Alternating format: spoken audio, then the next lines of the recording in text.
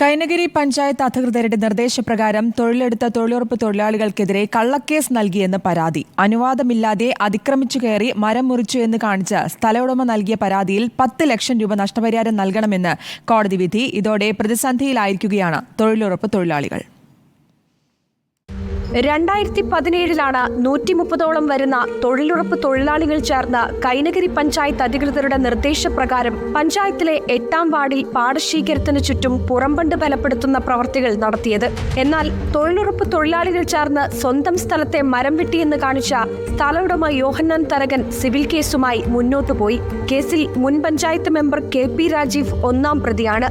8 വർഷത്തിനിപ്പുറം കേസിന്റെ വിധി വന്നിരിക്കുകയാണ്. 10 ലക്ഷം രൂപ തൊഴിലുറപ്പ് തൊഴിലാളികൾ സ്ഥലോടമയ്ക്ക് നഷ്ടപരിഹാരമായി നൽകണമെന്നാണ് വിധി. 2017-18 ദേശീയ ഗ്രാമീണ തൊഴിലുറപ്പ് പദ്ധതി പ്രകാരം 126ഓളം തൊഴിലാളികൾ ചെയ്ത ഒരു വർക്കായത്. അതിനകത്ത് ഞങ്ങളെ മാത്രം കുറച്ചുപേരെ മാത്രം പ്രതിയാക്കിക്കൊണ്ട് ഒരു കേസ് ഫയൽ ചെയ്തു. ഞങ്ങൾക്ക് ഇതിനെപ്പറ്റി ഒന്നും യാതൊരു ഇതുമില്ല. ഞങ്ങൾ അന്നന്ന് കിട്ടുന്ന വരുമാനം കൊണ്ട് ജീവിക്കുന്നവരാ. ഞങ്ങൾക്ക് കേസിന് പോകാനോ ഒന്നിനും ഞങ്ങൾക്ക് പൈസയില്ല. ദിവസക്കൂലിക്ക് തൊഴിലെടുക്കുന്ന തൊഴിലുറപ്പ് തൊഴിലാളികളെ സംബന്ധിച്ച് 10 ലക്ഷം രൂപ നൽകേണ്ടി വരിക എന്നതിനെ കുറിച്ച് ചിന്തിക്കുക പോലും അസാധ്യം. 130ഓളം തൊഴിലുറപ്പ് തൊഴിലാളികൾ ചേർന്നാണ് അന്ന് പുറംബണ്ട് ബലപ്പെടുത്തുന്ന പ്രവർത്തികൾ ചെയ്തതെന്നു. എന്നാൽ കൂട്ടത്തിലുണ്ടായിരുന്ന മറ്റുള്ളവരെ ഒഴിവാക്കി 12 പേർക്കെതിരെ മാത്രം കേസ് കൊടുത്തത് വ്യക്തിവൈരാഗ്യത്തിന്റെ പേരിലാണെന്നാണ് ഇവരുടെ പ്രധാന ആരോപണം. ഇത് ഒരു 12 പേര് മാത്രം ചെയ്ത ഒരു പ്രവൃത്തിയല്ല. 100 ചില്ലാനും തൊഴിലാളികൾ ചെയ്ത ഒരു പ്രവൃത്തിയാണ്. ചില വ്യക്തി വിരോധങ്ങൾ തീർക്കാൻ വേണ്ടി മാത്രമായിരുന്നു 12 പേരെ മാത്രം പ്രതിയാക്കിക്കൊണ്ട് ഈ കേസ് കൊടുത്തത് എന്നാണ് ഞങ്ങൾ മനസ്സിലാക്കുന്നത്. രാഷ്ട്രീയപരമായ വിരോധമാണോ എന്താണെന്ന് മനസ്സിലാകുന്നില്ല.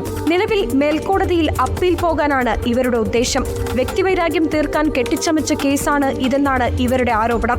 എന്നാൽ തന്റെ സ്ഥലത്തെ മരം മുറിച്ചതിനാണ് താൻ പരാതി നൽകിയതെന്നാണ് സ്ഥലമുടമ യോഹന്നാൻ പറയുന്നത്. പഞ്ചായത്തിന്റെ നിർദ്ദേശപ്രകാരം തൊഴിലുറപ്പ് തൊഴിലാളികൾ ചേർന്ന് അവരുടെ തൊഴിലിന്റെ ഭാഗമായി ചെയ്ത പ്രവൃത്തിയുടെ പേരിലാണ് ഇവർക്കിങ്ങനെ കോടതി വരാന്ത കയറിയിറങ്ങേണ്ടി വരുന്നത്. ഒടുവിൽ നീതി തങ്ങൾക്കൊപ്പമാകുമെന്ന പ്രതീക്ഷയിലാണ് ഈ തൊഴിലുറപ്പ് തൊഴിലാളികൾ. റിപ്പോർട്ടർ, ആലപ്പുഴ.